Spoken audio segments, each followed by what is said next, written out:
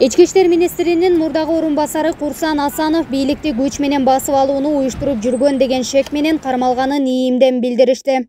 Ички иштер министрлигинин тергөө кызматы кылмыштарды жана жоруктардын бирдиктүү реестрине катталган Кыргыз Республикасынын жазык кодексинин 309 беренесинде көрсөтүлгөн кылмыш курамы боюнча жаңы сотко чейинки өндүрүштү баштады. Сотко чейинки өндүрүштүн алкагында тергөө Кыргыз Республикасынын ички иштер министринин мурдагы орун басары Курсан Асанов башка адамдар менен алдын ала сүйлөшүү менен бийликти күч менен басып алууну активдүү даярдап жана уюштуруп жүргөндүгү аныкталган. Ушуга байланыштуу Курсан Асанов шектүү катары кармалып, Бишкек шаардык ички иштер башкы башкарманын убактылуу кармоочу жайына киргизилди.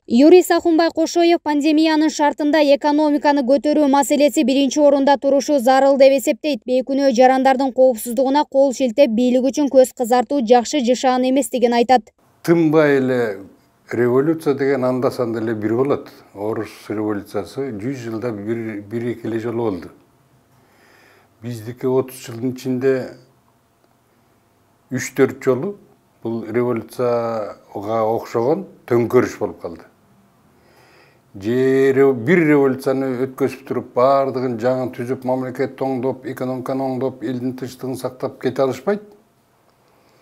Же тынч жашап, мындай бир мамлекеттин стабилдүү болуп, бизнес өнүгүп, өндүрүш өнүгүп, мамлекеттин бюджети толуп, экономикасы оңолуп кетишин каалашпайт.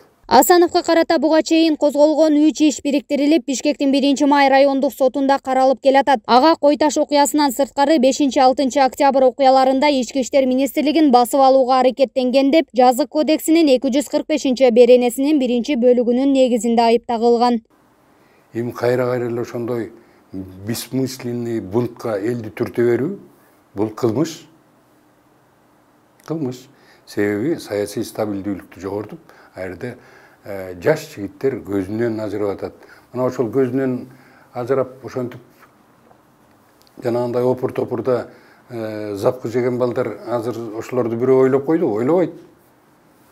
Ошону Курсан Асанов ойлош керек болчу. Өзү көрдү.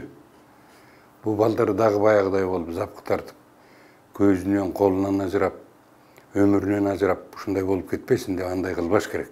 Бийликке жетемдеген дымактуу топтор болсо шайлоо аркылуу өз күч аракетин сынап, маданияттуу жана мыйзамдуу талаага түшүүсү зарыл. Элди үдөргүтүп, жеке кызыкчылыктан чыга албагандар экономикага оор сокку алып келип жаткандыктарын түшүнүүсү керек дешет шаар тургундары. Митинг кереги жок эле, митинг кереги жок. Элдерге деген тажап бүттүк ушу, митинг дегенден тажап бүттүк ушу. Митинг коюп эле бул президентибизди иштөөгө тоскоолдук кылбай, нормальный ошо жардам бериш керек да. Баарыбыз жардам беришибиз керек да, туурабы?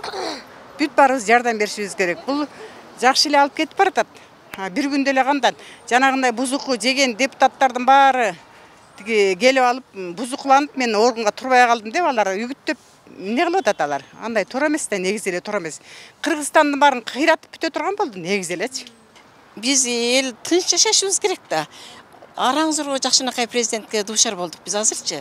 30 жыл кыйналдык. Анан азыр эми ортодон чыга алгандардыгы туура эмес да.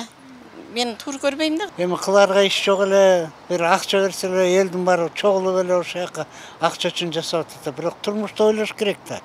Кандай болот эртеңки күн? Эмне болот деп.